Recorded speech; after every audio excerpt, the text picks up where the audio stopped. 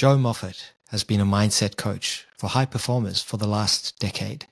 He worked with Tony Robbins for years, has a master's degree in performance psychology, and has done over 22,000 peak performance coaching calls.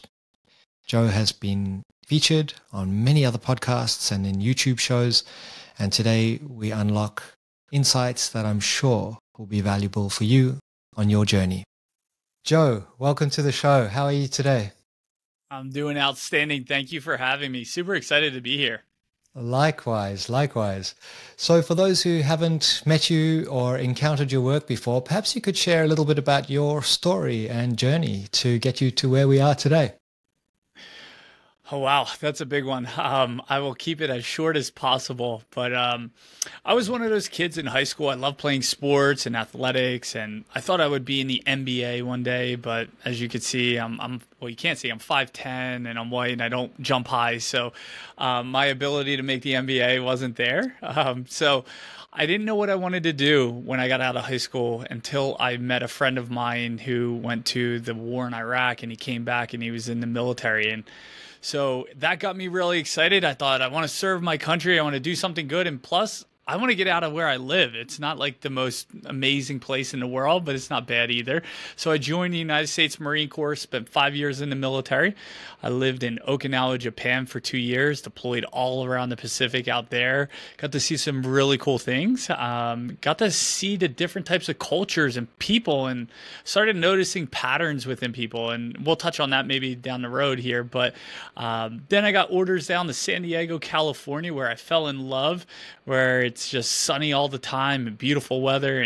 And then they said, hey, we know you just got back, but we need to have someone go do a tour in Iraq. So went and played in the SAM for 6 months. And when I came back, I was at this defining moment. Do I stay in with the military and the career and the certainty, or do I try my chances on the outside?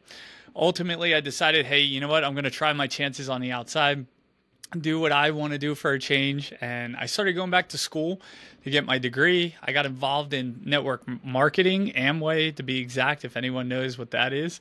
But it was really a great place for me at 23 years old, because I don't know about you or anyone watching today, but I was never birthed into personal development at a young age. I never got books like, Think and Grow Rich or Magic of Thinking Big or any of these books that actually cause you to become a better person and develop your mindset.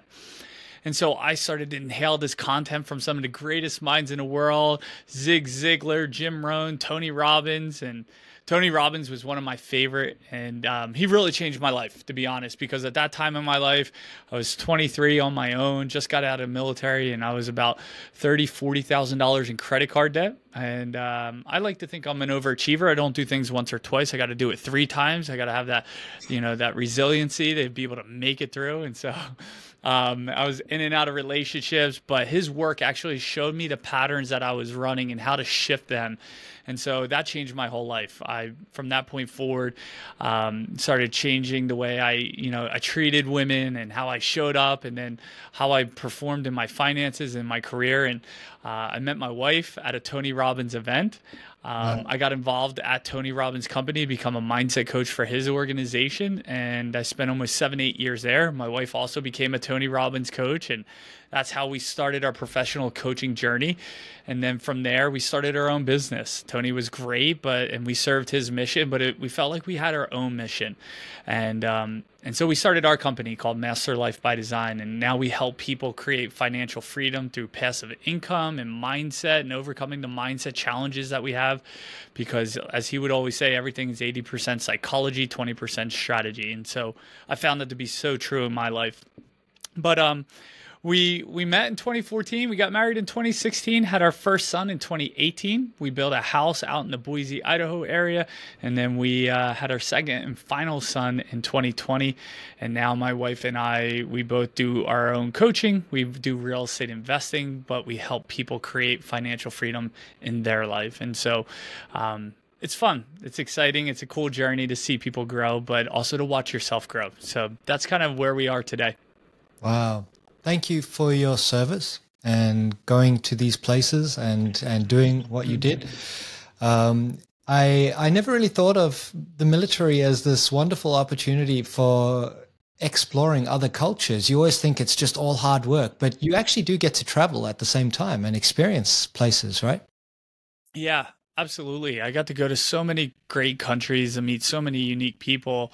And like I said earlier, I started seeing patterns within cultures, and even here in the US, but around the world, and the different values that these countries have and that we have in the US. And so that's a whole nother topic we could probably jump into is around Mm, values. But it's just, it became apparent when you get pulled out of your own environment and you get placed into a new environment, you start to see the values, you start to see the patterns in yeah. that way of life. And it really opened your eyes to some of the things that maybe you thought you knew that you didn't actually know, or vice versa. So it was a really unique experience. Very Mm. cool.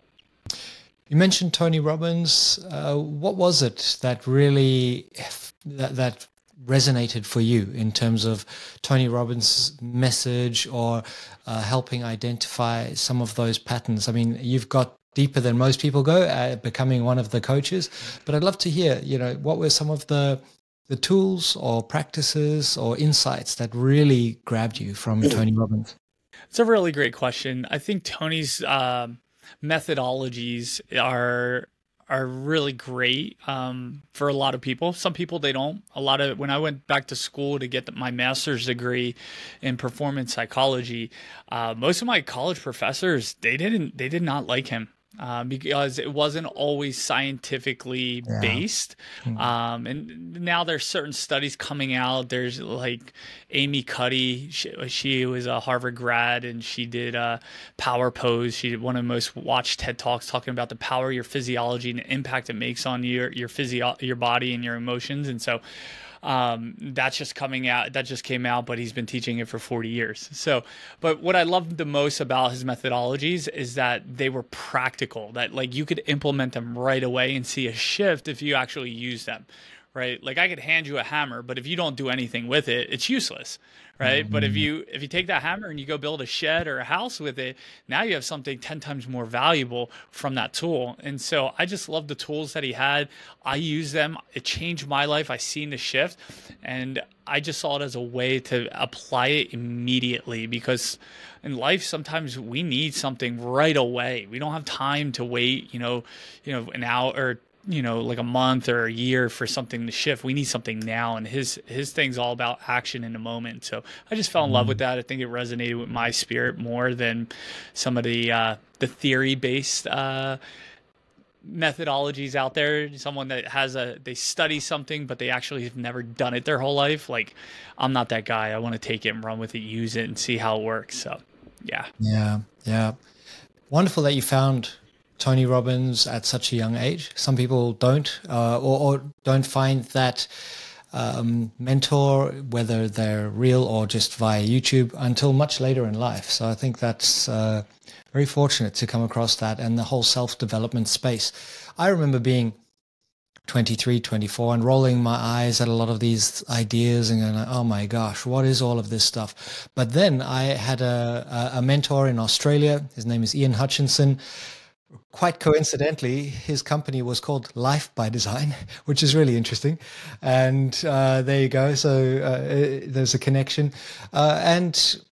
And he showed me the practice of these tools. Positivity doesn't have to be something fluffy. Positivity is just reframing how you perceive a situation and choosing a different response. So it's some of these things are super practical, and it's all about closing the knowing doing gap. But tell me a little bit about your organization. So Master Life by Design. What are some of the things that you do with your clients?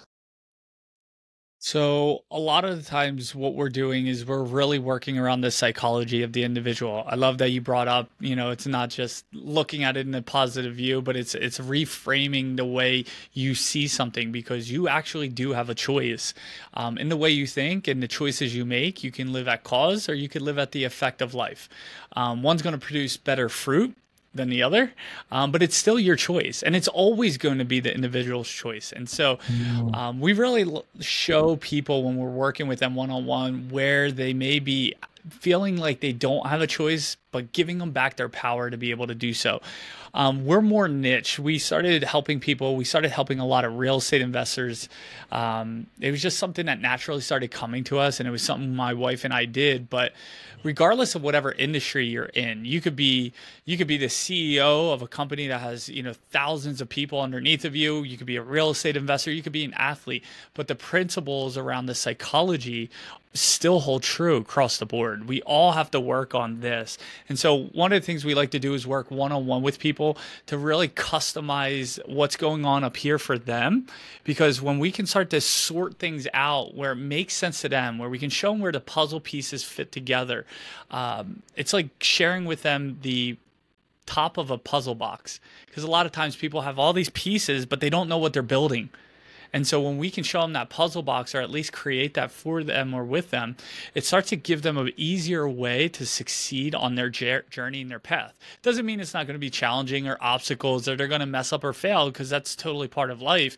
But we just really like to help them shift from the points where they feel stuck, challenged, lost, trapped, to show them that they do have a choice. There is a way. And if they don't believe there's a way, we can help them create the door where they can get out if they want.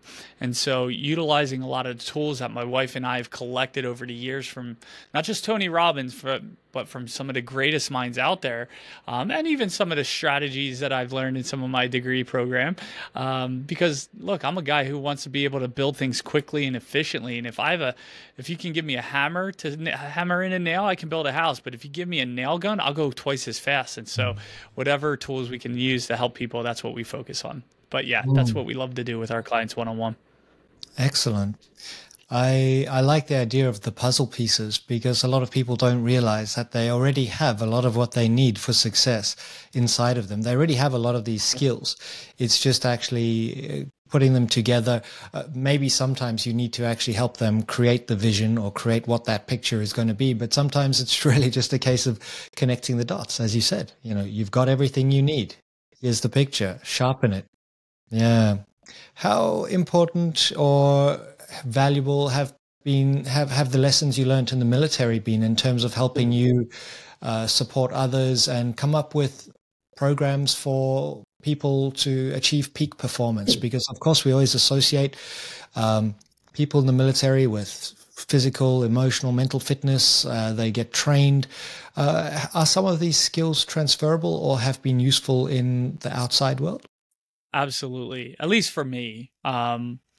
And I've seen it because I've coached a lot of even people who are getting out of the military, but the mental toughness, the resiliency that people have to persevere through in the challenging times, it's been a quality that's ingrained from the moment we go to boot camp to the time you get out. I've seen that be a strong asset because, look, if anyone that's watching has their own business or they're helping run a business, it can be challenging, or even just in your personal life. There's moments in life that life is going to come and throw a right hook at you, and it's easy to just lay down and do nothing. But it takes even more courage and more strength and even more of your mindset, working through your mindset to get back up and keep going, especially if you've been knocked down many times in the past. I just see a lot of times for us in the Marine Corps, we have a motto, leave no man behind. And so I still utilize that in my coaching, because when I'm working with someone one-on-one, right, like they're not just paying me to help them through. I'm actually at times I might need to carry them through. I'm not going to leave them where they are. They have a vision of where they're going, a mission of where they're going. And I'm helping you get there, right? Like I'm your battle buddy here. And so we're going to help you persevere through that. And there's going to be tough times. There's going to be challenges. So let's work through it. I will say I kind of combine the military and the psychology of coaching, but I remember I think it was in 2015, I did this event for the weekend. It was called Kokoro. It was a Navy SEAL training, 55 hours, no sleep. You start Friday morning, you finish Sunday afternoon, you're getting just punished all day, all night. You're in the, carrying 500-pound logs at night, and then you're running in the ocean, waves hitting you upside down, and then go and get sandy. Anyway, crazy fun stuff. But it's tough. You're physically demanding. And I just remembered as I was going through this with some of my peers, I was like, I see them falling short. They're becoming tired. They're becoming weak. And part of the military of just that mental toughness came in, but then my coaching skills came in, and just, helping them redirect their focus, right? Like, what do they focus on? So we're climbing up a mountain. They're dead exhausted at 4 in the morning or 3 in the morning. And I'm just like, hey, what did you do last week that was the most fun for you? And they're like, what? They're looking, but what I'm doing is I'm changing their focus, so they're not focusing on the pain, the struggle, how much further they got to go. They're focused on something that's healthy, something that was good and rewarding, that brought them energy.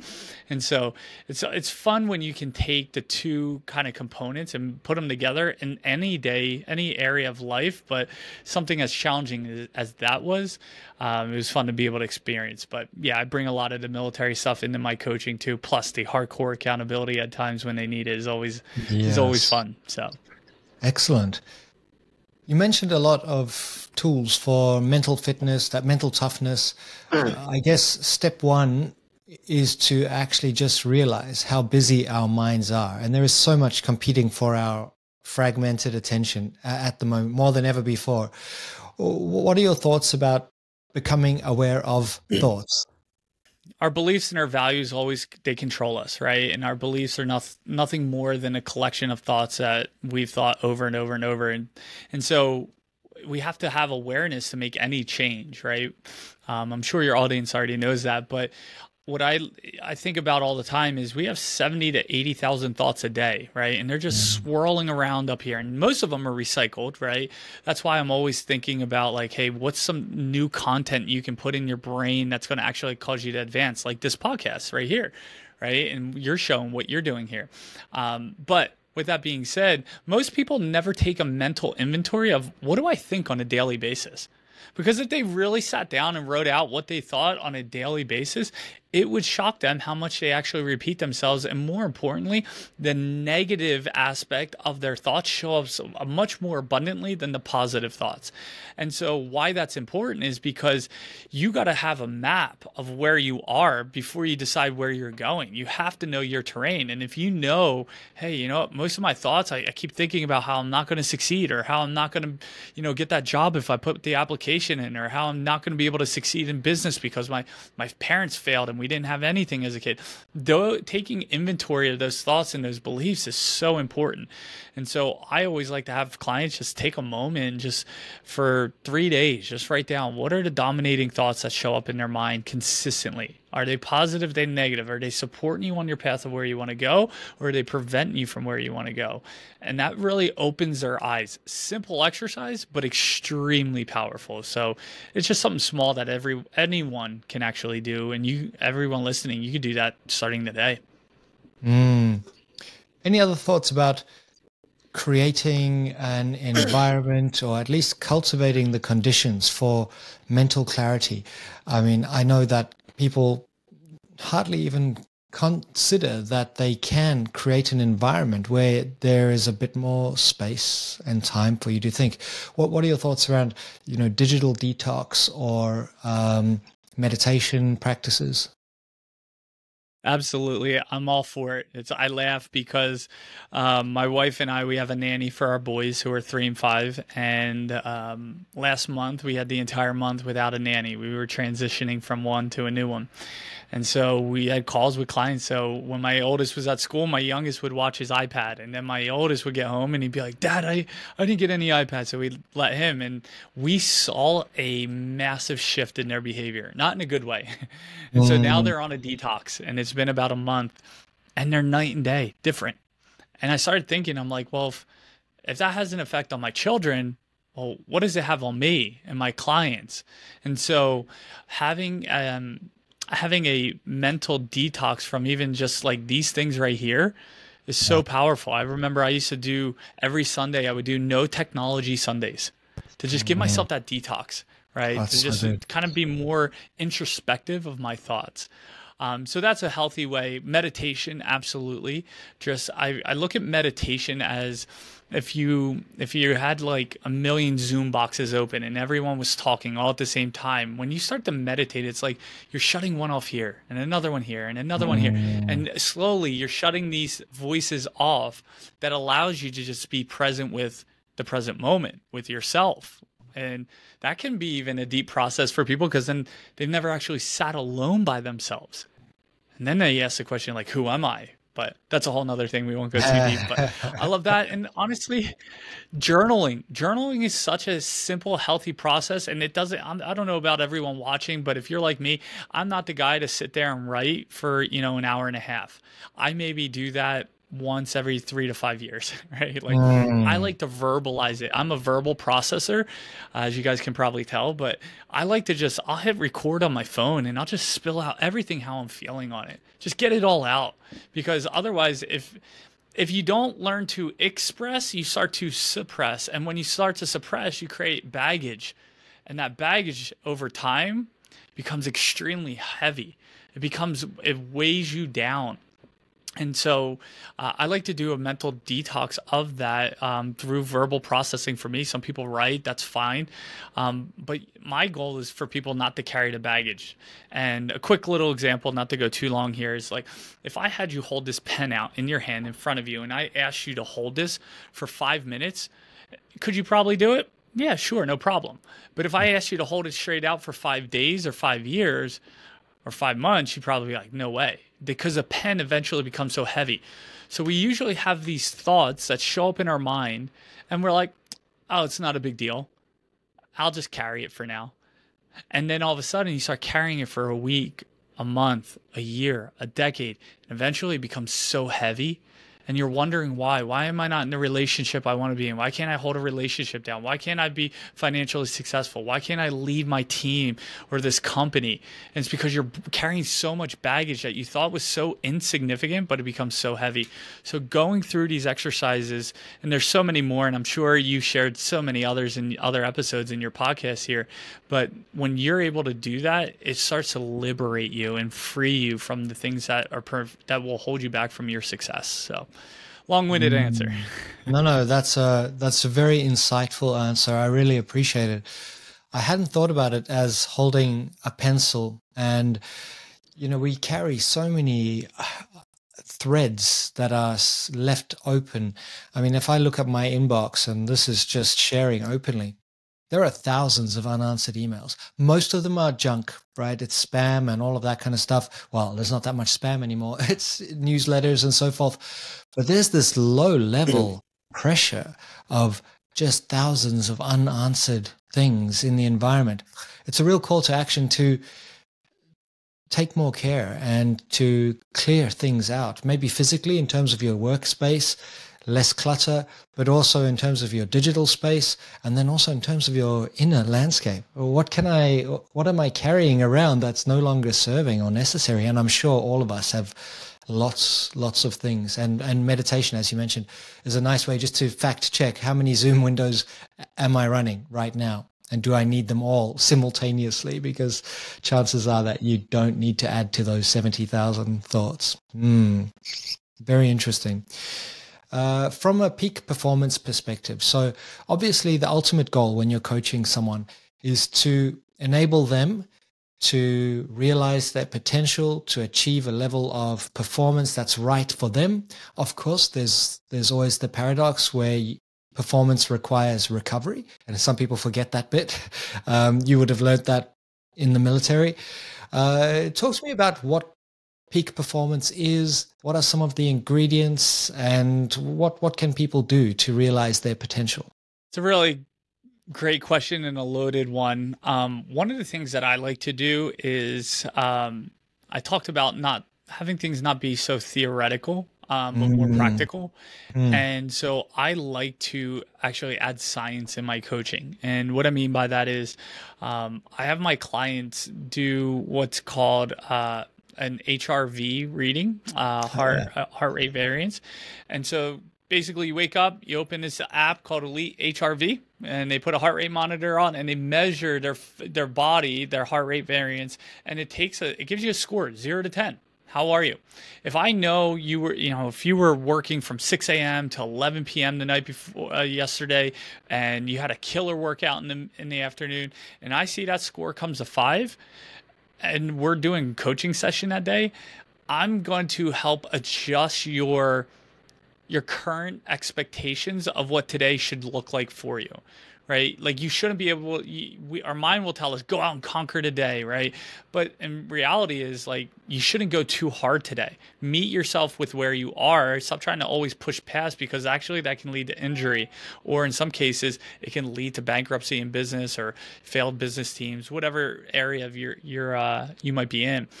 So I do that. And then there's the Whoop that we use for clients to kind of track their steps, their heart rate, all that, sleep, all of that. People use the Oura rings, but those are just some of the tools that I like to use to measure people's peak performance, to give them a realistic view of how they should actually tackle the day. Otherwise, people just always try to put their foot to the gas and they run out a lot faster. And then the next day they run out faster until they're just so burnt out. They're so overwhelmed that they can't perform. They need a lot of time off. And so just even that shift right there, to be able to measure and keep track of that, because you can't manage what you don't measure. Right? I've never worked with a CEO of a business that said, we don't need to measure revenue.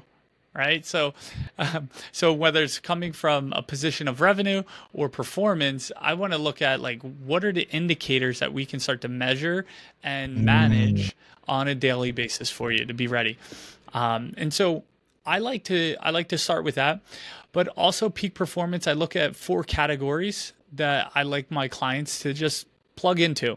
It doesn't have to be anything strenuous or in depth, but there's 4 areas. The first one is spiritual, next one's mental, next one's emotional, and lastly, physical. Just hitting those boxes for the day to really, and my thought process around it is, we're turning on the circuit breaker for each of those for you. Now, spiritually, if you're religious, you can go to your religion. Otherwise, it could be as simple as a meditation. Emotional could just be doing a 2-minute gratitude session. I have a document for the mental. I write everything that's important to me on there, and I review that document to get my mind right for the day. For example, play offense, not defense today. It's so easy to just get on the defense in life, but then I have to remind myself, get back on offense. And then physically, right? Just turning my body on, whether it's going for a walk, a run, a lifting session, whatever it might be, something to get me stretching could be your physical component, but something to turn that on too. And when you have all those circuits on and you're tracking and you're measuring, it's easy to see, why am I so successful, or why am I not as successful as I want to be? And when I find that you do that over an extended period of time, it's so easy to predict where people are headed on their path of life. What is your thoughts on habits and habit formation? What do you think of approaches like James Clear's Atomic Habits? I think it's brilliant. I think we all need a vision, and then we need a strategy to execute that vision. But within that strategy, there's tactics that you got to accomplish. And in order to tackle those tactics, there's got to be habits in place for you to be able to build that muscle, should I say. So for example, I have a lot of people who are looking to invest in real estate. So there's a habit for them to look at deals every day, to talk to people and network every day. There's the habits that need to happen. And so regardless of what you're doing, it's like, what are the habits for you that are turning all the circuit breakers on for your day? What are those habits for you? And then how can you mix them together? As we're recording this, we're about to hit November, and New Year's is coming. And most people, they set all these New Year's resolutions and what they're going to accomplish in these goals. And 2 weeks later, they drop them all. Statistically shows, I think it's over 80% stop their New Year's resolutions after 2 weeks in the January. And the reason being is because, one, they pick way too many things to focus on at the same time. And number 2 is they haven't established a habit yet. So if I have a client or myself, I might create all these goals, but I break it down to what are the habits that I need for each of them, and where am I going to focus on? What am I going to focus on first? What's that first habit? Because once I can ingrain that and that just becomes part of who I am, just like, hopefully everyone like wakes up and they brush their teeth, right? Like that's a habit for you, hopefully. Not always guaranteed. But when you have that habit, it's like, okay, I can build another one off of that. I can focus on another one. And so I'm a big proponent of what are your habits, because you tell me your habits and I'll tell you where you're going for sure. I really like the simplicity of your framework, the physical, emotional, mental, and spiritual. I know in my work, when I run workshops, we sometimes talk about spiritual practices, and we include purpose in that spiritual category, and we even include Mhm. flow state in that spiritual category. Is there anything else in terms of spiritual practices that people might initially, push back on, but that would actually give, from your perspective, is the spirit component about finding meaning? I think for every human out here, we always ask the question like, why am I here? Right? Like, Mm, what is my purpose? What is my mission? What's my assignment here?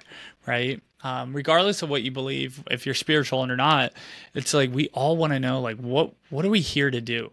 And I think if you can discover that, and it's not always easy for some people, it's like I tell people it's kind of like dating. You don't know who to marry just by looking at someone. You have to go out on dates with them. You have to explore, get to know them more. And just like when there's things in your life, you're like, oh, I think I'd like doing this, or I want to do this. I want to help that. I want to help this organization. I want to do it this way. You got to go test them before you commit. That's my mm, experience. Because I don't know, out here in the US, we're taught the mindset is go to college and get a 4-year degree, go in 100 grand or more debt, and then hopefully you'll get a job, which statistically most people, they don't get a job in the field they got their degree in. And we changed industries 7 times throughout the course of the year, and I think that number is growing. mm, Rewinding back to it is, I think we all have an assignment. And in that spiritual space, if you can identify your assignment and you know what that is, and you can remind yourself and have your purpose on why you're doing what you're doing, I think from my perspective is you spend the rest of your life optimizing that, getting more effective and efficient in that, and I think that can all fall in the spiritual category, because I do believe we're all here for a reason.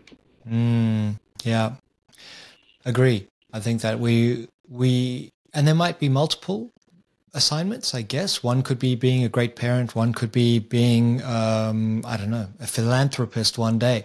And so you've got to work in the journey to get there. I guess you wouldn't want to give yourself too many assignments, and you would know this from military experience where it's usually quite clear. This is the assignment. And now let's put in place the strategies and the tools and whatever else we need to get there. So I think that's one of life's real challenges for many, is to identify what it is. Like, any tips perhaps from your work with Tony Robbins and your own experience, someone who is asking themselves that fundamental question, like, why, who am I, why am I here? What are your thoughts? Yeah, look, like you said, we hopefully we don't have too many assignments. I think everything is seasonal, right? We go through different seasons in life. Like Mm, no one ever has their whole life just going, right? No one's whole life is going down. But we go through seasons, or I should say it's like this, right? Seasons, a yes. circle. Um, and I look at, like, I remember in high school, my whole assignment at that point was like, get out of high school. That's all I need to do, just get out, and then I'll Me figure it out. too. But things change, right? Things change Mm, over time. But I think when you start to identify what lights you up, what's your highest joy, what's your highest excitement in this moment, in this season, it starts to leave breadcrumbs on what could possibly, I'm not saying it is, what could possibly be something that you love to do. I remember when I got in network marketing, I got in because I wanted to make a ton of money. I was 23. I thought this is how I'm going to be rich. And what I found was in order to be rich, to make a lot of money, you had to help other people mm, have success. So I was like, all right, I'm going to go help other people have success so I can have what I want. And what I started to learn as I did that was I fell in love with helping people. But then I would do it. I did it for 5 years and I loved it. But then I saw people quitting on themselves, quitting on their dreams. And I was just like, there's got to be more to this. And that's when I was introduced to Tony Robbins' son, Jarek. He was in part of the company we were in. And I met a friend of his that said he was part of Tony Robbins coaching. And I said, I want to do that. And so I went more the professional route. And that was fulfilling. And so there was all these breadcrumbs along the way that I thought this was my mission, but it wasn't. And then it evolved, and then it evolved again. And what I've recently discovered in the last 5 years is, even though I've been coaching for a decade, I've done over 25,000 coaching calls over this last decade, is that coaching's not even my assignment. My assignment really is to teach people, like doing things like this, working back and forth with you and sharing with people tools and strategy. Like, this is what I'm called to do. Coaching is just because people see this environment, they see me thriving here, and they say, I need you to help me one-on-one because I'm not there yet. And so I'll go back to my number 2 assignment, but really this is my number 1 assignment. So whatever brings you your highest joy, follow that, see where that leads, because one door will open to the next and to the next. No one's born with it. You have to go date it, and you have to go explore it. So yeah. That's a good insight. Yeah. And as Steve Jobs said, you can't always connect the dots looking forward, but if you follow that inclination or that assignment, ultimately you probably will look back. And from my perspective, I think I'd love to hear your thoughts on the practice of gratitude and how effective that can be. Yeah. Let me just say one point on the Steve Jobs thing is, because our beliefs really make an effect, our thoughts, how we think. And so what if you believe that all paths led to the same destination? I see so many people, they get caught up thinking, this is the one way I'm going to get to my goals. And it's like, well, maybe, right? But like, if you're driving somewhere across town, isn't there like many ways to get there? There's multiple roads to get to the same destination. Some people, they get so fixated, this is the only way I'm going to get there, and they shut out all the other opportunities, all the other paths to get there.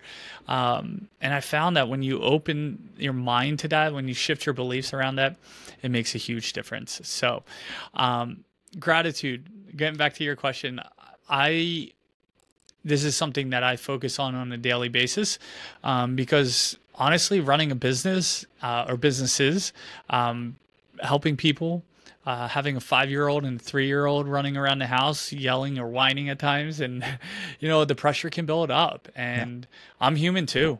I get triggered, I get frustrated, I get upset, I get down. I have my moments, but I also have a rule or a principle that I abide by, and that is you can have 5 minutes to have a pity party and then get back up. And it's like what I teach my kids. I'm like, when you fall, what do you do? And they're like, get back up, Dad. And that's true. It's like you get back up after those 5 minutes of your pity party, get back up, because doing a pity party is not doing anything for you. So when you get back up, you got to stop before you go out to tackle the world again. You kind of have to get built back up. And first thing is, I think emotionally, you need to make a shift. And when you step into a state of gratitude, I think it was Dr. Hawkins in his book, Power versus Force. He talks about the different levels, the different frequencies of emotions. And gratitude is one of the highest frequencies of emotions that we can experience. And I utilize that. And even in my coaching is if I see someone, I think anger is a higher frequency than sadness. So if I have someone that's coming to the call and it's an unwarranted sadness, and I won't get into like how I know that or whatnot, but if I feel like they should be moving along, I may spend some time just trying to piss them off and get them mad at me. Why? Because I'm moving them up in an energetic chain emotionally, which can eventually, after they release or they get back to neutrality, they can easily approach gratitude much more fast, much more quickly. But you have to take those steps in between, because then it's like jumping from the bottom step to the top step. It's impossible. But it is doable.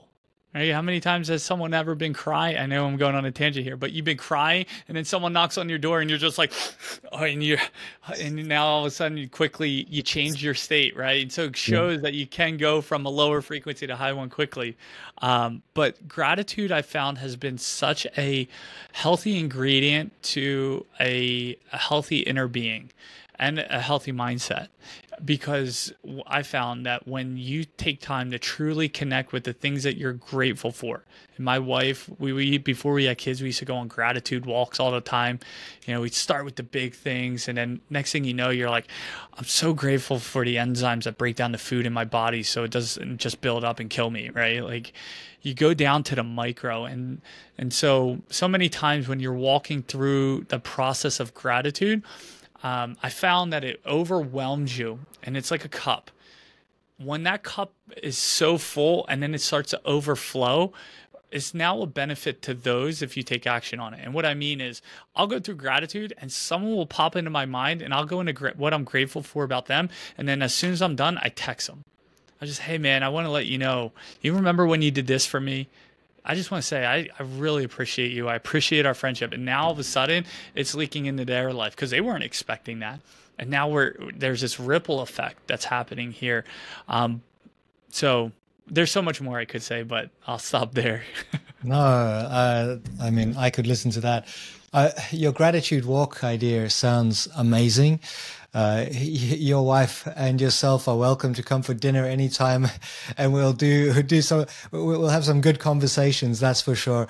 No, I really like that idea of breaking it down from the macro, starting big and then all the way down to really small, and then actually sharing it with others. We forget to do that. And it's so sad. Sometimes we only say give thanks after a person's gone. They never actually realize how much you appreciate them. So it's a really practical tip for people to use.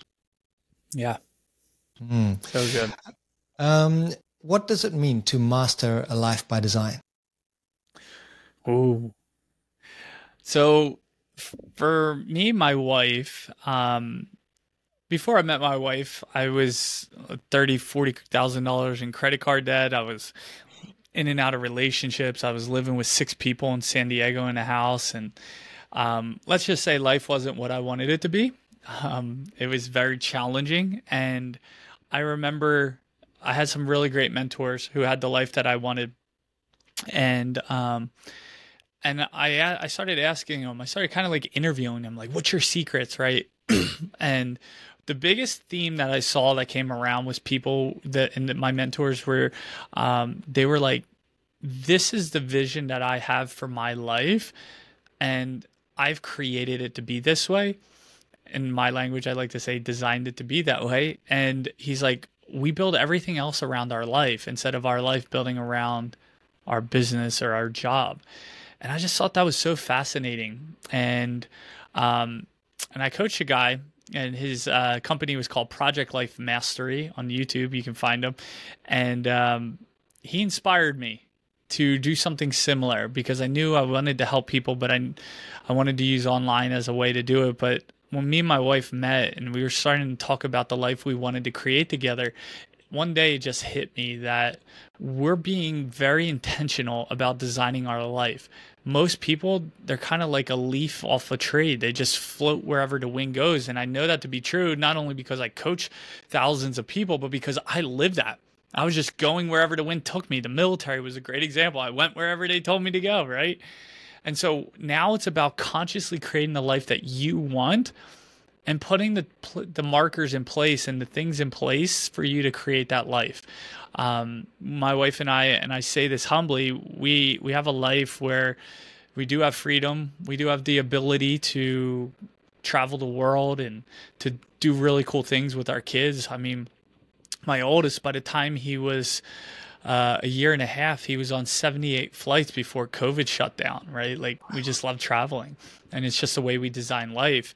And so now we're like, well, it's great. And I'm not saying we're like billionaires or anything. We're not, but we do have a great life. And one of the things that I always said, it's like, it's cool to have a great life, but life's all about relationships. And so it's not cool to do life alone. And so I was like, I really had a mission to start helping people that could be able to just travel with us and hang out with us and do life with people. And so now it just evolved into helping people consciously create the life they want. And now the vehicle is passive income and mindset for us. That's the vehicle. But the goal is to do life with really cool people around the world and design the life that you want. And everyone wants a different life. Some people, they want to run a huge company with thousands of employees. Me, not a chance. So everyone's different, but we want to help people establish what that is and how do you get there. So that's what it's about. I love that idea of deliberately designing it, because if you don't, no one else is going to design it for you. You might end up part of someone else's design, and that's okay too if you're fine with it.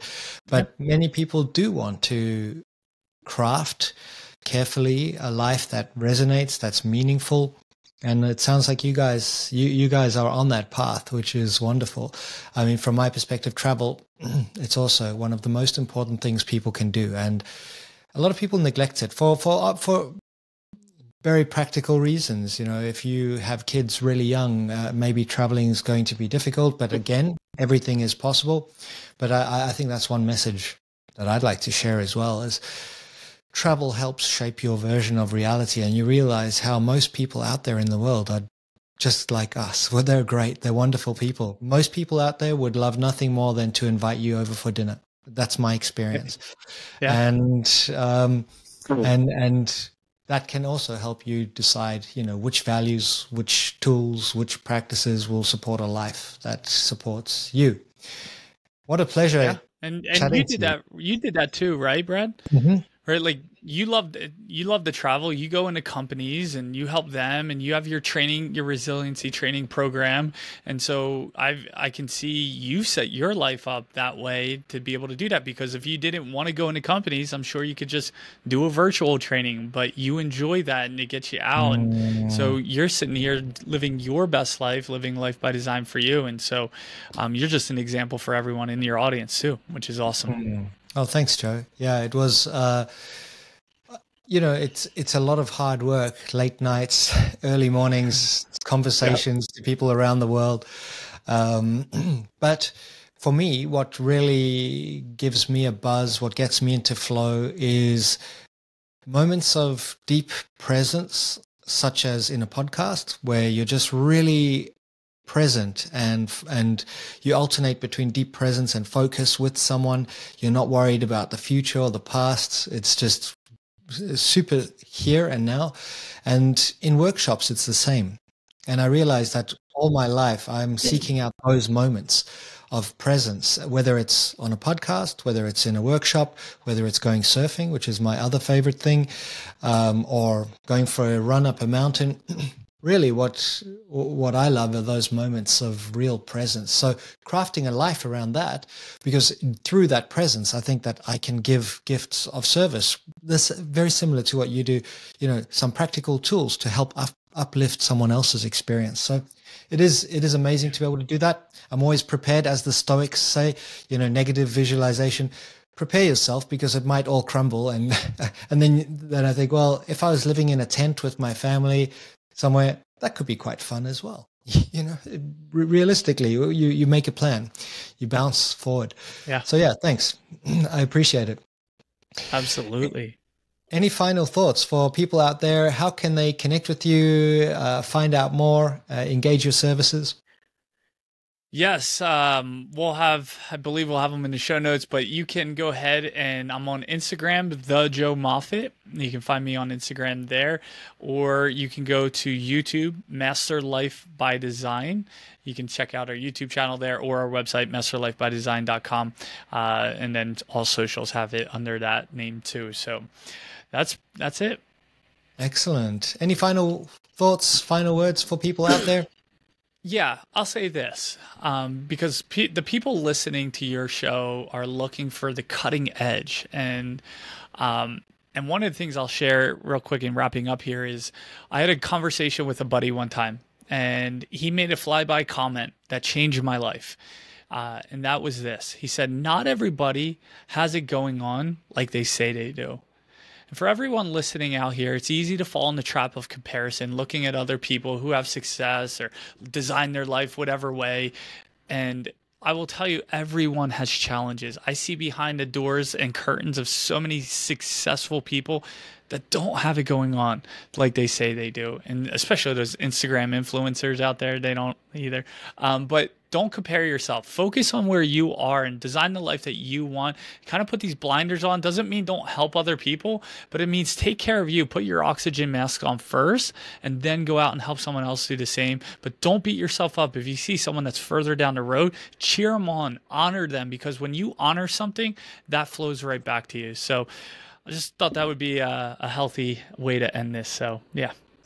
Thank you. This has been a very inspiring session. Lots of practical tools and insights. So thanks again, Joe. Everyone, please do click the links in the show notes, connect with Joe and his work. and we'll see you in the next session. See you all. Thanks, Brad. See ya.